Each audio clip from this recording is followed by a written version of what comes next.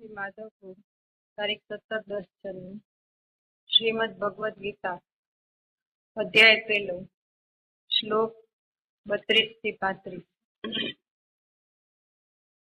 ન કાંક્ષે વિજયમ કૃષ્ણ ન ચ રાજ્યમ સુખાનિ ચ કિમ નો રાજ્યેન ગોવિંદ કિમ ભોગૈર્જીવિતેન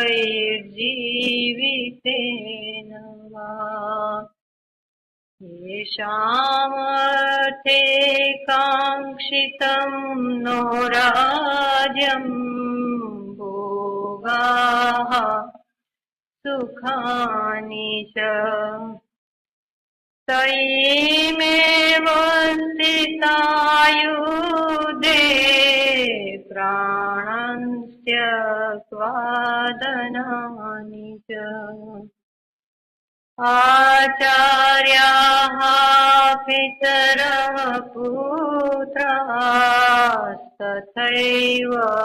च पितामहः मातुला श्वशुरा पौत्रा श्यालाः सम्बन्धिनस्तथा एतान् हन्तुमिच्छामि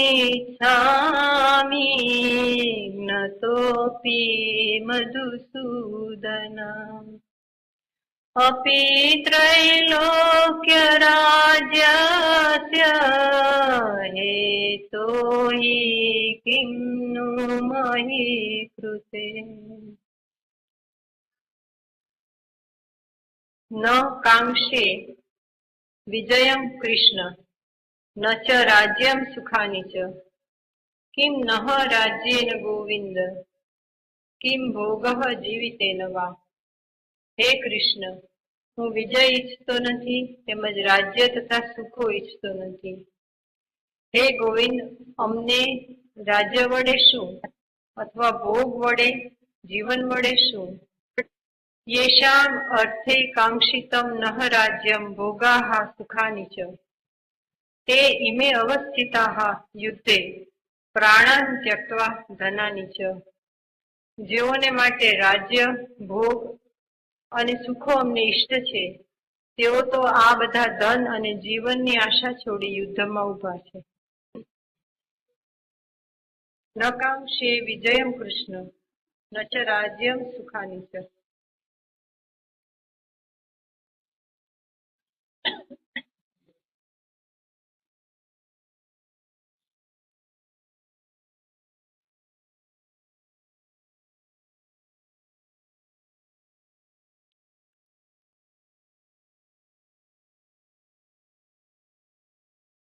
આજનો વિષય છે થોડોક સમજવો અને ઓળખવો જરા મુશ્કેલ છે.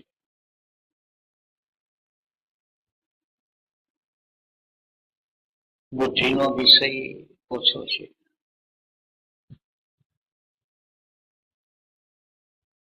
બુદ્ધિથી કદાચ સમજાય, કદાચ ન સમજાય. બુદ્ધિ સિવાય એનો જો પરિચય થાય તો એનો મર્મ ઓળખાય. આજનો વિષય છે અહંતા અને મમતા. પરમાત્માને ઓળખવું સહેલું છે, પણ અહંતા અને મમતા ને ઓળખવું અતિશય મુશ્કેલ છે. માણસ અથવા સાધક પરમાત્માની ખોજમાં નીકળે છે અને એને પરમાત્મા નથી મળતો. એને એક બાજુ ખબર છે કે પરમાત્મા હર ક્ષણે હર સ્થળે છે, છતાં એની પહેચાન નથી થતી. અને એનું કારણ અહંતા અને મમતા. અને કોક જ સાધક છે એ સાચે રસ્તે જાય છે, અને જે સાચે રસ્તે જાય છે એ પરમાત્માની ખોજ તરફ નથી જતો. સાચે રસ્તે જાય છે અહંતા અને મમતા ને પરિચય કેળવે છે. કોઈ સદગુરુ હોય જેના માર્ગદર્શન નીચે એની અહંતા ને મમતા ને ઓળખતો જાય અને અહંતા ને મમતા ને પૂરેપૂરી ઓળખી લે, એ પછી બાકી જે શેષ રહે છે, બાકી જેનો અનુભવ થાય છે, પરમાત્માની સત્તા સિવાય કઈ નથી. પણ ભાગ્યે જ લાખો કે કરોડોમાં કોક સાધક છે એ અહંતા ને મમતાની પરિચયમાં નીકળે છે. મોટે ભાગે સાધક છે એ શક્તિની ખોજ, પરમાત્માની ખોજ, શાંતિની ખોજ, સુખની ખોજ, જ્ઞાનની ખોજ, બધી ખોજમાં નીકળે છે. અને દરેક પ્રકારની ખોજ છે એને અંતે તો વિષાદમાં લઈ જાય છે. અને વિષાદમાં લઈ જાય છે એનું મૂળ કારણ છે કે જેને ઓળખવાની જરૂર છે એની ઓળખાણ એને કરી નથી. આજનો વિષય છે થોડો ગહેરો છે. ભૌતિક શાસ્ત્રના એવા કઈ નિયમ છે, બે પરિબળ છે, એક સેન્ટ્રીફ્યુગલ અને એક સેન્ટ્રીપેટલ. એક કેન્દ્રથી પરિધિ તરફનું પરિબળ અને પરિધિથી કેન્દ્ર તરફનું પરિબળ. એક કેન્દ્રગામી અને કેન્દ્ર ત્યાગી, આવા કઈ નામ છે.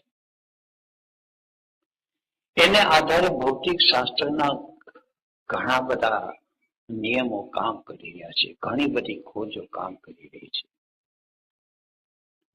એવી રીતે જેને વ્યવહારિક જીવન કહીએ છીએ, વ્યવહારિક જીવનના બે પરિબળ છે, એક અહંતા અને એક મમતા.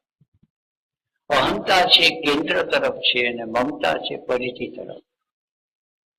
કેટલાક એનો વ્યવહાર કેન્દ્રથી પરિધિ તરફનો કરે છે અને કેટલાક એનો વ્યવહાર પરિધિથી કેન્દ્ર તરફ કરે છે. આ એક વ્યવહાર છે. અને વ્યવહારના માણસની અંદર, વ્યવહારની અંદર અહંતા અને મમતા ઓળખાઈ જાય અને શાંત થઈ જાય પછી બાકી જે સત્તા રહે છે એ છે ભગવત સત્તા, એ છે ધર્મ, એ છે સત્ય. પણ અહંકાર અને મમતા એ જ્યાં સુધી રહે છે ત્યાં સુધી નહીં ધર્મ પકડાય, નહીં સત્ય પકડાય, નહીં પરમાત્મા પકડાય, નહીં પ્રેમ પકડાય, કશું નહીં પકડાય. અને આપણી બધી પ્રવૃત્તિ મોટે ભાગે અહંતા અને મમતા રાખી અને કરીએ છીએ અને માર ખાઈએ છીએ. અટપટો વિષય છે.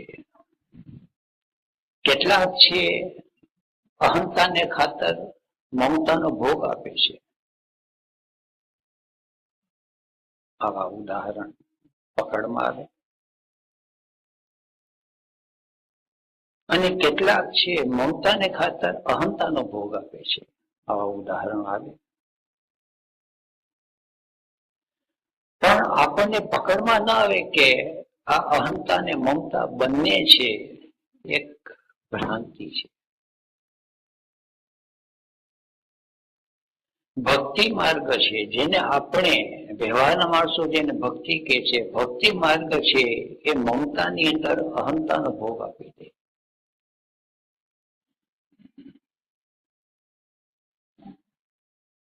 મારો ધર્મ, મારા ગુરુ, મારો પરમાત્મા, પેલા એક મમતા નિર્માણ કરે છે જબરજસ્ત, અને એની અંદર પોતાનો ભોગ આપી દે. પછી એ મમતા ક્યાં નિર્માણ કરે છે એ સૌની અલગ અલગ કન્ડિશનિંગ. કોઈ નિર્માણ કરે છે દેશ ખાતર, મારા દેશ, તો મારો દેશ અને એને ખાતે શહીદ થઈ જાય. પોતાનો જાતને હોમી દે,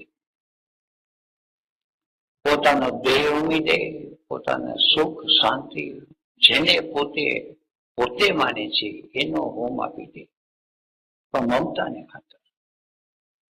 અને એને પકડમાં ના આવે, છતાં પણ અહંતા ઓગળી જાય અને મમતા રહી જાય. ગીતા છે એ ધર્મશાસ્ત્ર છે, અધ્યાત્મ શાસ્ત્ર છે. એ અર્થશાસ્ત્ર કે નીતિશાસ્ત્ર, સમાજશાસ્ત્ર, એ બધા શાસ્ત્રો એની અંદર સમાવિષ્ટ થયેલા છે, પણ અંતે તો એ ધર્મશાસ્ત્ર છે. હવે મમતાની અંદર અહંતાને ઓગાળી દેવી. હવે દરેકની મમતા કેવા પ્રકારની છે એ અલગ અલગ છે. પણ જેની મમતા ઊંચી એને આપણે ઊંચા ગણીએ સમાજમાં. દેશને ખાતર જે પોતાની જાતને બલિદાન આપે એને શહીદ કહીએ, એને ફૂલહાર પહેરાવીએ. કુટુંબને ખાતર પોતાની જાતનું બલિદાન આપે એને આપણે સજ્જન સદગુરસ્ત કહીએ. કેટલાક છે પોતાના દીકરા ખાતર, દીકરી ખાતર, માતા પિતા ખાતર.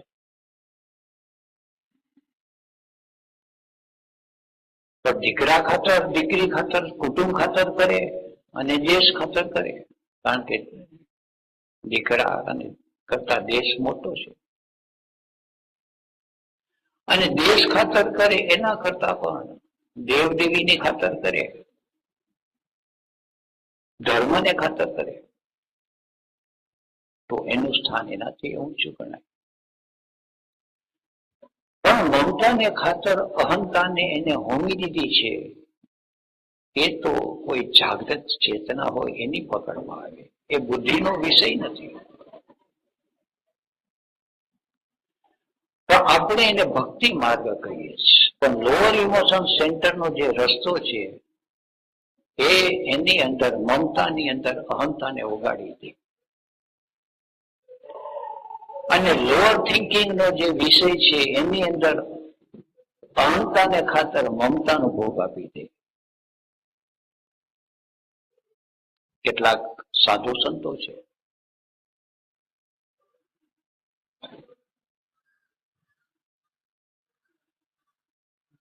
પત્ની છોડી દે છે, બાળકો છોડી દે છે, ધંધો છોડી દે છે, વેપાર છોડી દે,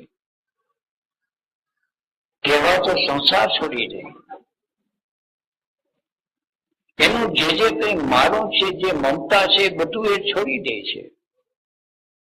અને એનો અહમ છે એ અંદર પોસાય છે. અને એને ખ્યાલમાં નથી આવતો કે અહંતાને ખાતર મમતાનો ભોગ આપ્યો. ત્યાં અહંતા મજબૂત થઈ ગઈ, અહીં મમતા મજબૂત થઈ ગઈ, અને બંને મજબૂત થાય છે ને એની પકડમાં નથી આવતી. વિષય છે ગહેરો, જેમ જેમ અંદર ઉતરતા જશો. કારણ કે અર્જુનને જે પકડે છે, અર્જુન જેમાં પકડાઈ ગયો છે, જે સ્થિતિ, એ સ્થિતિ છે મમત્વની, મમતાની. એને ખ્યાલમાં નથી આવતું. પછી તો આગળ ઘણા બધા શ્લોક આવે છે, અને મમતા છે અને અહંતા છે, કેવા કેવા ખેલ ખેલે છે. આપણે એની કઈ પકડમાં આવીએ છીએ. આપણે સંન્યાસ લીધો, એમાં ઘણી બધી મમતાનો ભોગ આપ્યો અને અહંતા મજબૂત થઈ ગઈ. આવું બને છે. ધંધો છોડી દીધો હોય, નાની મોટી પ્રવૃત્તિ છોડી હોય, નાના મોટા શોખ છોડ્યા હોય, અને એમ થાય કે હું રજનીશનો સંન્યાસી, હું ઓશોનો સંન્યાસી, કે હું કૃષ્ણ ભક્ત, કે હું હિન્દુ, હું મુસલમાન, હું ક્રિશ્ચિયન.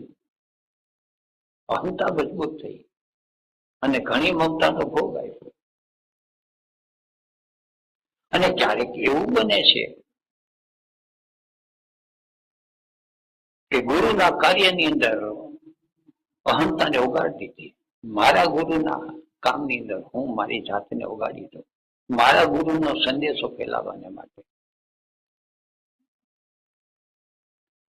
મારા ધર્મને ખાતર હું મારા સુખ સગવડ જે પર્સનલ લાઈફ છે હું જતી કરું છું. આવું છે. આપણે ક્યાં અહંતામાં પકડાઈ ગયા છે કે ક્યાંય મમતામાં પકડાઈ ગયા છે? ઓળખી લેવું સહેલું નથી, એમાંથી છૂટવું. અર્જુનને સમસ્યા આ થાય છે કે સ્વજન છે એમાંથી છૂટવું કેમ? સ્વજનની સામે હવે લડવાનો સમય આવ્યો છે અને આ બધા છે આપણા સ્વજન. સ્વજન એટલે જેને આપણે ભીતર આપણા માયના છે. આપણે ક્રોધને આપણો માયનો નથી, તો ક્રોધની સામે લડવું સહેલું છે. ઈર્ષાને આપણી માની નથી,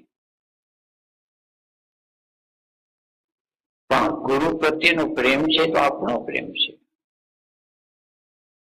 અને આપણી સેલ્ફ ઇમેજ એવી છે કે રાગ છે કે આસક્તિ એ તો આપણી અંદર હોય જ ને. આપણી અંદર હોય શુદ્ધ પ્રેમ જ હોય. અને શુદ્ધ પ્રેમ હોય પણ છતાં મારો પ્રેમ છે તો ગમે તેવો શુદ્ધ પ્રેમ હોય પણ મારો આવી ગયો અને અવિદ્યા આવી ગઈ. કારણ કે અસ્તિત્વની અંદર હું અને મારો છે એ અવિદ્યામાંથી જન્મેલું લક્ષણ છે. અને એ જ્યાં સુધી રહેશે ત્યાં સુધી ધર્મ પ્રગટ નથી થતો, સત્ય પ્રગટ નથી થતું. એને ઓળખી લેવાનું છે, એને કાઢવાનું નથી. કાઢશે તો નવો ખેલ શરૂ થશે.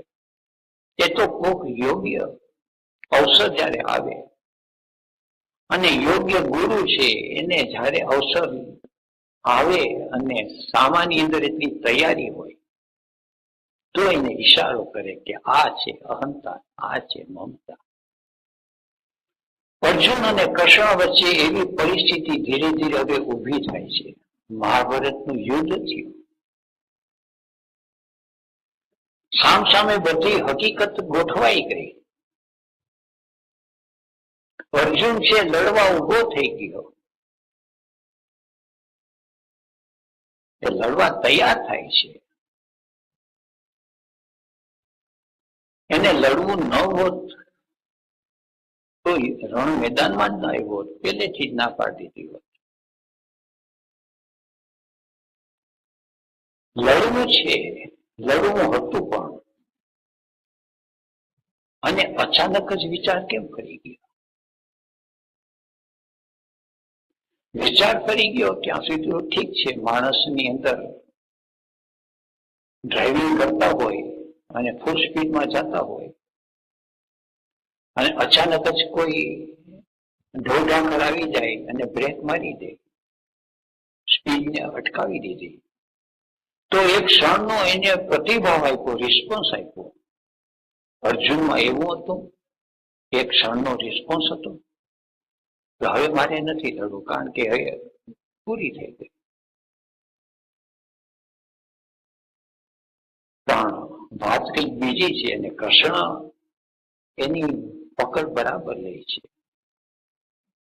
હવે અર્જુન કહે છે ન કાંક્ષે વિજયમ કૃષ્ણ. હવે એની અહંતા એમ કહે છે ન રાજ્યમ ભોગા સુખાની છે.